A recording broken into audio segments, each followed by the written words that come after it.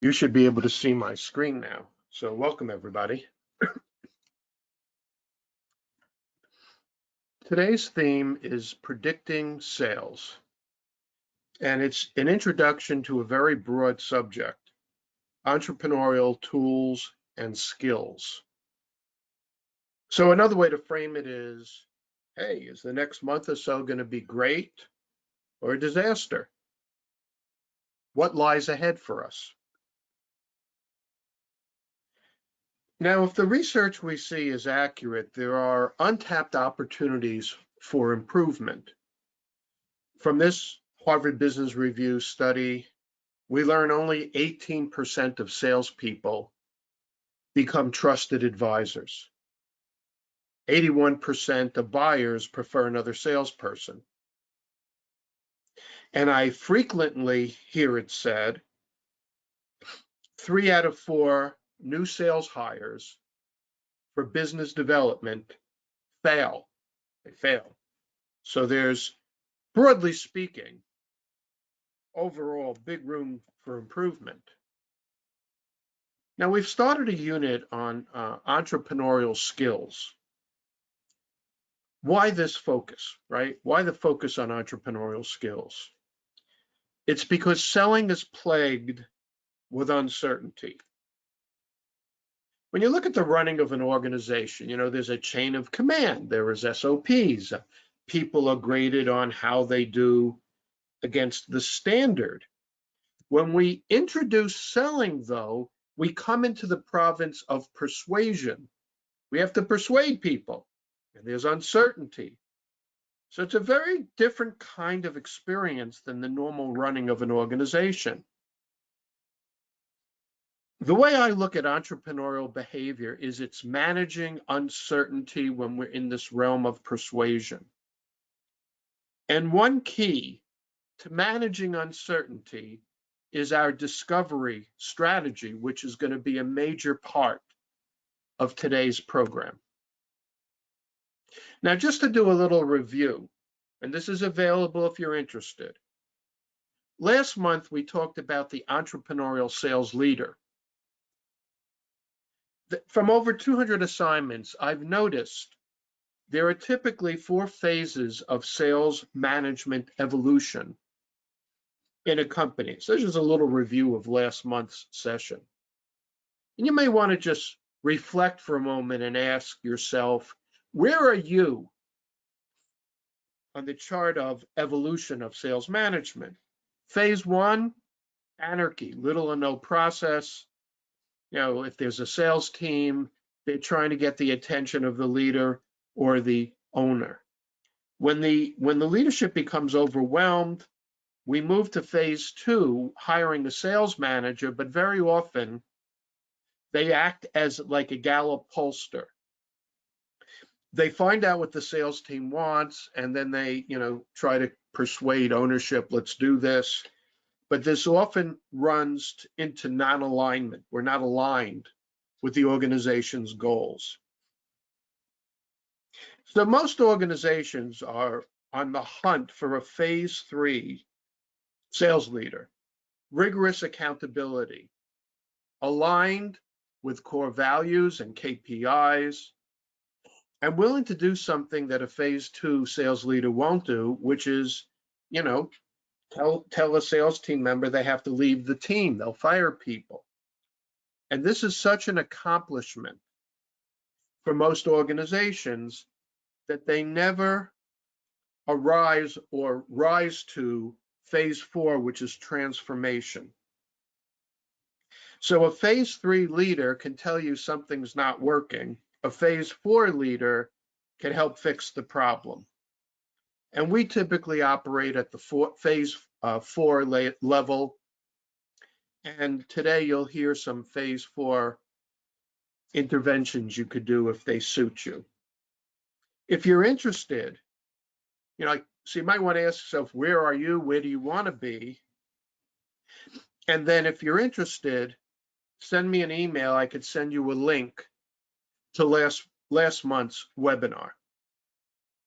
So last month's webinar is sales leadership. Today we're going to be looking more at tactics and tools. Now, sales are most predictable when we're a trusted advisor. When we're a trusted advisor, it's like there's a slanted soccer field. We're up there at the top and we could easily roll the ball downhill. And our competitor is at the base and they have to try to kick the ball uphill. But what happens when we're doing business development and we're actually at the bottom of the hill and we have to kick it uphill, and the competition who's entrenched just rolls it downhill? So one of the things we need to do to predict sales is to evaluate our progress to becoming a trusted advisor. And in particular, how do we level the playing field? What do we do to level the playing field? And this is very difficult. And underlying it all is the challenge of opening the closed mind. One of the reasons why it's a slanted field is very often the decision maker has a closed mind. And what makes it so difficult for us in sales is opening the closed mind. So how could we do it, and how could we track our progress towards opening the closed mind? These are key subjects we'll be looking at. Now, one way we could track our progress or where we are is with what I call a relationship grid. A relationship grid. Green, we're a trusted advisor. Yellow, we have some relationship. Red, we have no relationship. So let's just look at a hypothetical example. There are 3 accounts, A, B, C, D, E, F, G, H, I, and there were 4 key sources of decision making. The functional decision maker, the CFO, the COO, and the CEO. Now, for your business, they could be different. Like I have a couple of clients who sell into the medical field, and the chief medical officer would be one of the sources of decision making. So what you do is you rate yourself. How are we doing? Green, trusted advisor. Yellow, some relationship. Red, no relationship. Let's take a look at this one over here. ABC, the CEO, there's no relationship. So that could be a place where we're vulnerable. Now, this kind of approach can be used both to evaluate, are we moving to trusted advisor, and how good are our relationships with existing customers. Case in point, a client, a Fortune 200 company, a sales team of 25 I'm working with, and one of the salespeople is not doing business development. All the salesperson is doing is calling on well-established accounts, and I'm having a challenge getting him to work on some of the skills, including this grid. Well, one day he comes to a one-to-one, and he's downcast. I said, what's the problem? He said, I just lost the customer. And we've had this customer for 40 years, because it's a 100-year-old company. I've been calling on him for 10 years, and they just dropped us. When we did the analysis, it turned out there was a new decision maker that came in 2 levels up, and he never built a relationship. And that decision maker brought a new vendor with him. So this is an approach that could be very productive, not only when we're opening new accounts, but also as a defensive strategy. So it could be a good starting point for your pipeline analysis. What are some features of a trusted advisor relationship? We have access. Access is coin of the realm, both to our day-to-day contact and top management. They call us first when they have a need. Consistency. If they promise something, they do what they promise. They coach us on how to win business. They invite us to design a solution when there's a problem. They award us business they don't have to give us. I developed this idea like over 20 years ago when I had in my first business, when I had a license that people, quote unquote, had to buy the licensed product from me. But then when it wasn't licensed, I didn't get it. So I didn't have a trusted advisor relationship. And the quality of the decision-making information that we get is another important way to evaluate, do we have a trusted advisor relationship? So discovery reduces uncertainty. Do we have quality information? What counts as quality information? Do we know the true urgency? Do we know the closing conditions? The series of conditions which, when met, result in the sale. The timeline for making a decision. Do we understand the competitive environment? Now, a buyer can always buy, but our discussion is about reducing uncertainty and trying to make selling a controlled, predictable process. So one way to think about this, I call the theory of the glasses. Glasses are the must-haves. These are the conditions that must be met for a buyer to buy from us, whether it's an existing customer or a new customer. So each glass stands for a decision-making criteria. If we're going to be in control, we have to discover what are the decision-making criteria. If there were 4 criteria and we only know 3, we could never be in control. Now, the buyer could still buy if we're not in control, but we're not in control. So once we've discovered the closing conditions, we fill the glasses. Filling the glasses means we meet the criteria. So we really can't do a solid presentation until we do discovery first.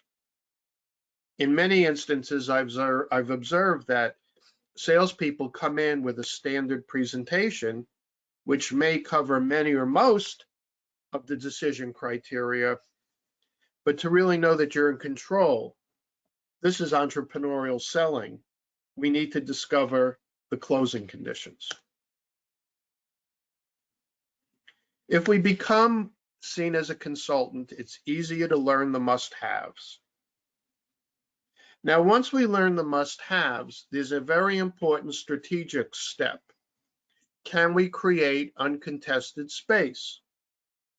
The reason this is important is that the rule of the marketplace is we shouldn't be surprised if a prospect shops our offer to a competitor, to the incumbent. And so we always want to design uncontested space, a space which is hard for our competitor to follow us to that space. And that's a whole new seminar on itself.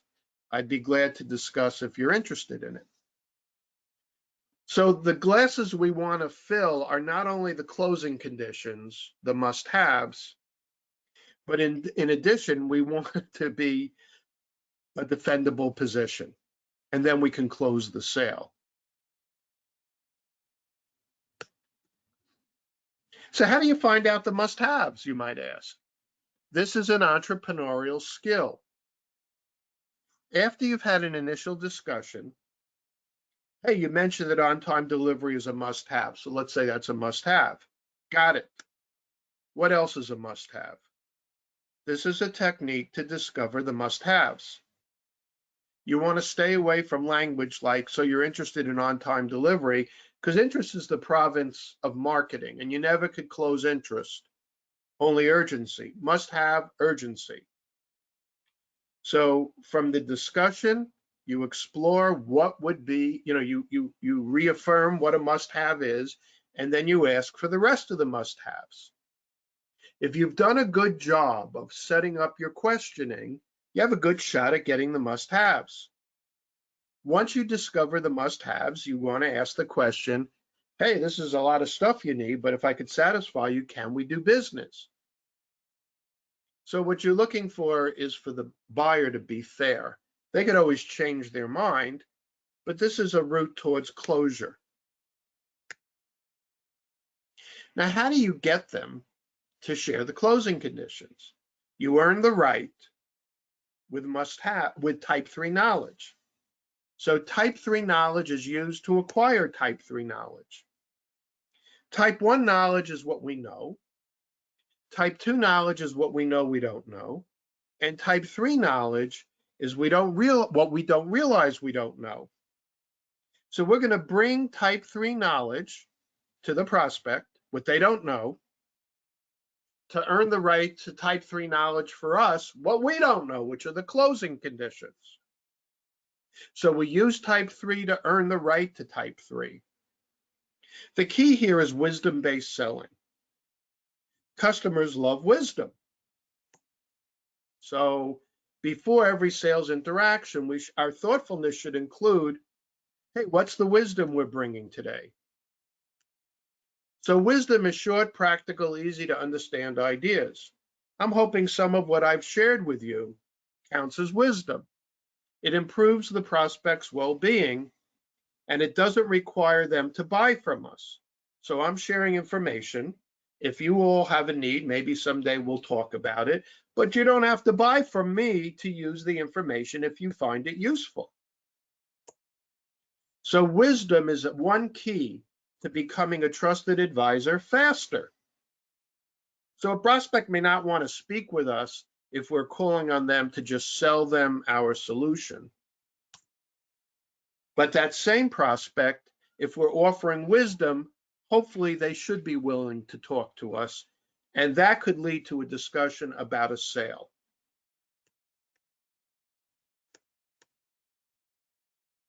Let's look at it as an example. When and how decision makers decide. The client's offer is advertising in physicians' journals. They're selling to the big brands at the pharma companies. Here's the problem. The top pharma brands only advertise in the 10 best read physician journals, and we aren't in the top 10. That's a problem. But we have type 3 knowledge. We did research, and we found that physicians do most of their research and initiate action in the evening. So our bold vision, marrying to the type 3 knowledge, was showing people, showing brand managers how our journal is efficacious in the critical time period 7 to 10 in the evening. What was the outcome? At a time when advertising was down, we had a 55% increase in ad pages. This is an example of using wisdom. Now, the buyers could have taken the wisdom and used it elsewhere, but the other people didn't have the solution we had, so it gave us a defendable position. So when we do this kind of entrepreneurial study, we're looking for relationship accelerators. Make it happen faster.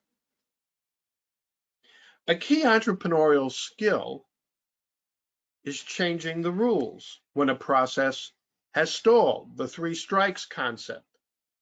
So you may have a situation where a salesperson is targeting a buyer, nothing's happening, and a tactic, an entrepreneurial tactic, is going up the food chain.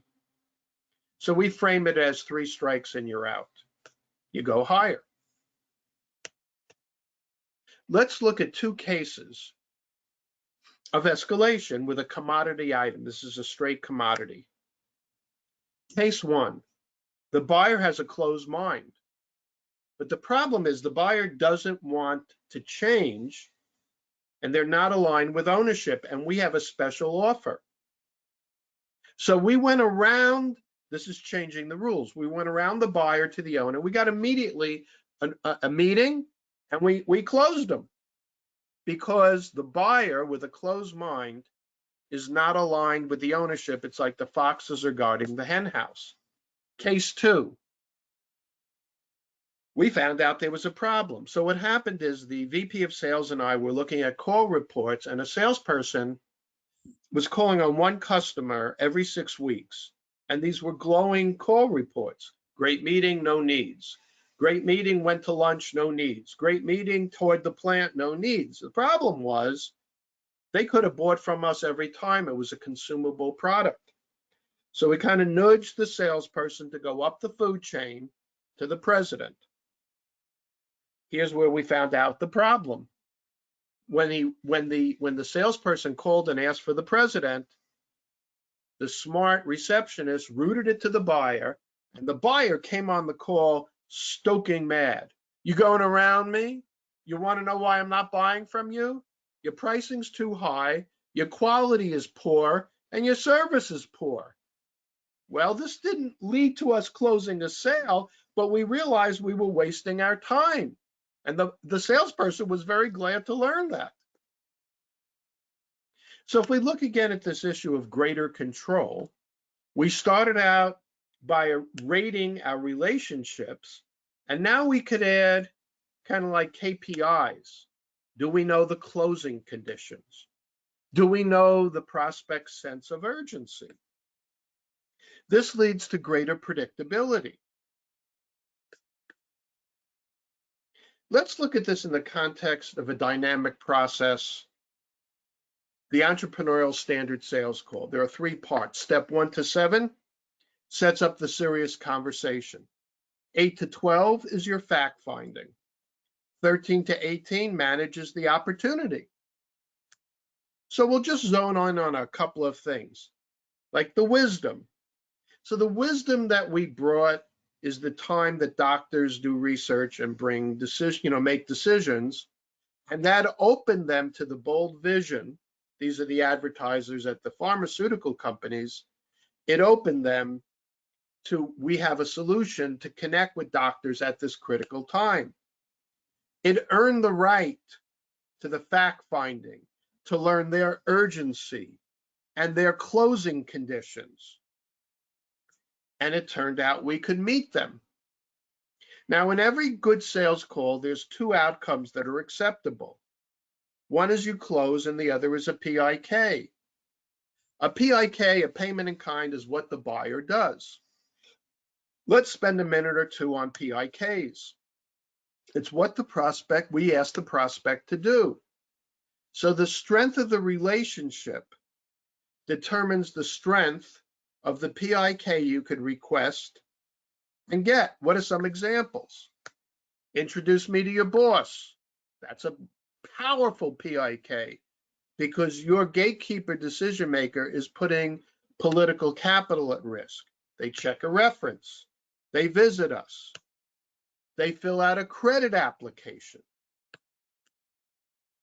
This is further evidence of greater control, and we're on the road to trusted advisor. So we started out doing an initial evaluation, right? And we know that these red spots, like the one in the box, that could be a problem.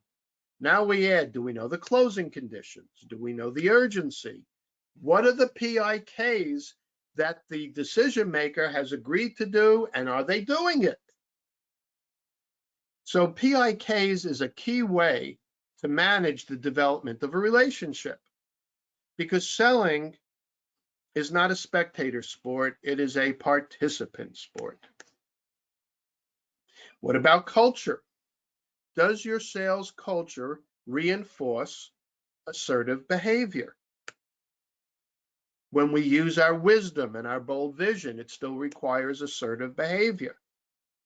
So the strong sales culture reinforces assertive behavior to earn the right to urgency, closing conditions, PIK, to open the closed mind. That's our assignment.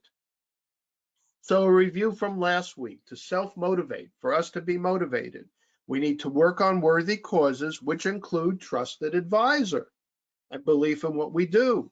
And then we need a powerful selling system that causes buyers to respect us.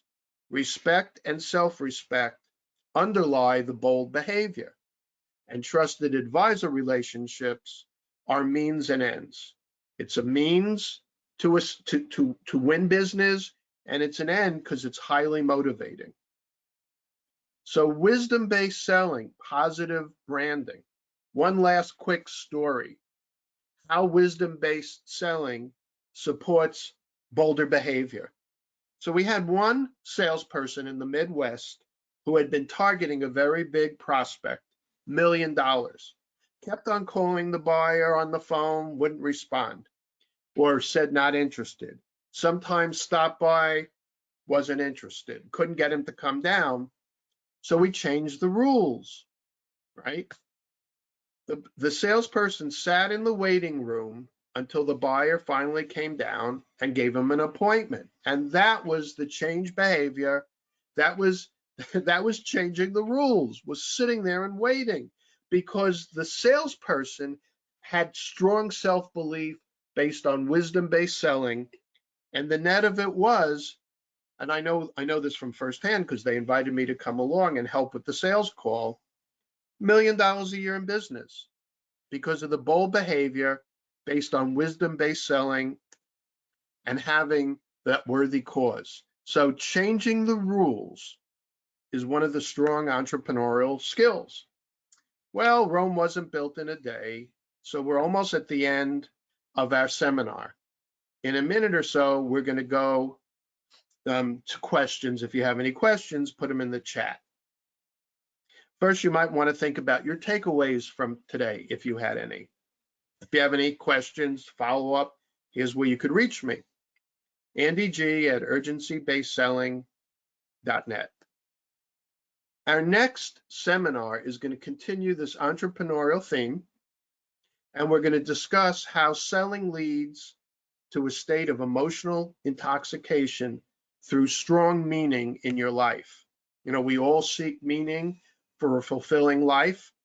Well, we're going to talk in our next seminar how selling leads to a deep sense of meaning in our lives and emotional intoxication, an exhilarated state.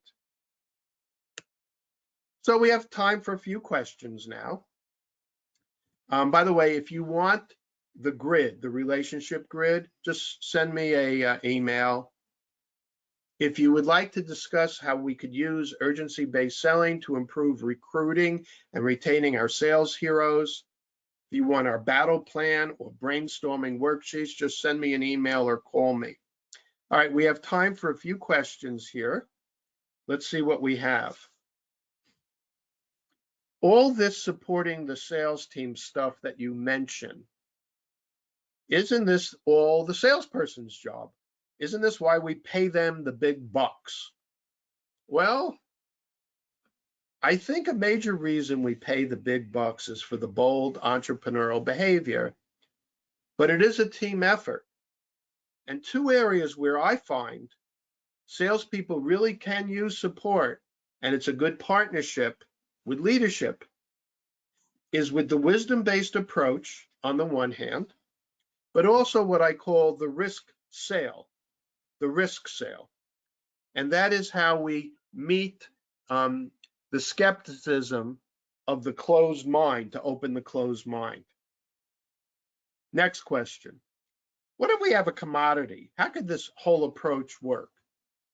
Well, just, to give you a quick reference, Conceptual Selling is a great read by Miller and Hyman, and they talk about every sale has a conceptual part to it. On-time delivery, quality.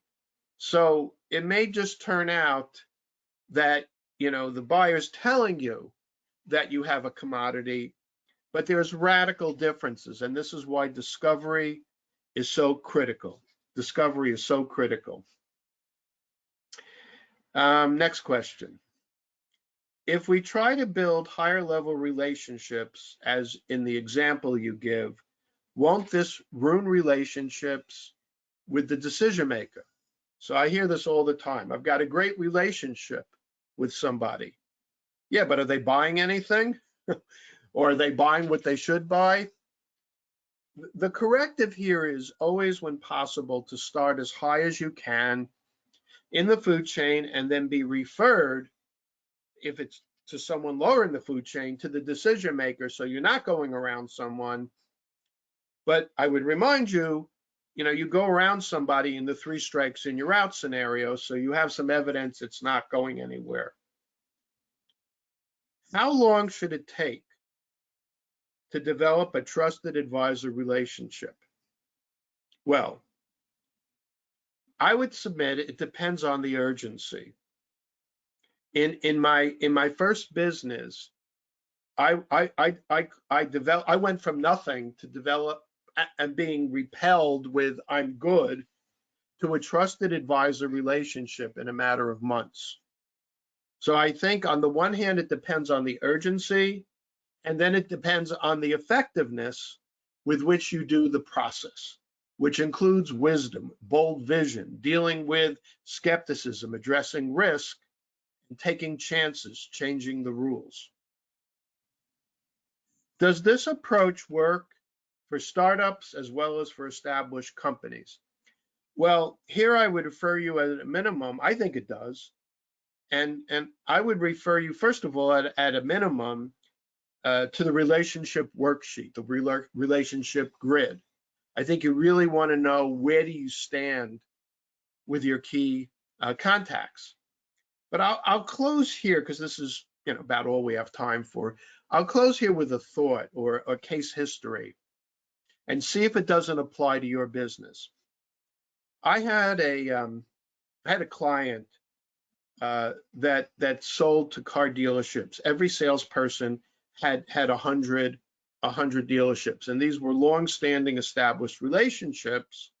However, with the turnover in the key positions, on average, the salesperson had to ramp up a new decision maker or two every week. So even though there were long established relationships, the salesperson still had to bring online a new decision maker who could bring other vendors along. They had to, they had to win over, they had to persuade. So if you're in a business where there's turnover in some of the key decision makers, I think you need to do this all the time. Well, folks, that brings us to the end of today's webinar. Thanks for joining us. If you have any questions, send an email to me at andyg@urgencybasedselling.net. And I just love to hear from you. What did you think of today's webinar? And what would you like to hear us discuss in the future? Thanks again. Have a great day. Good selling until next month. Bye-bye now.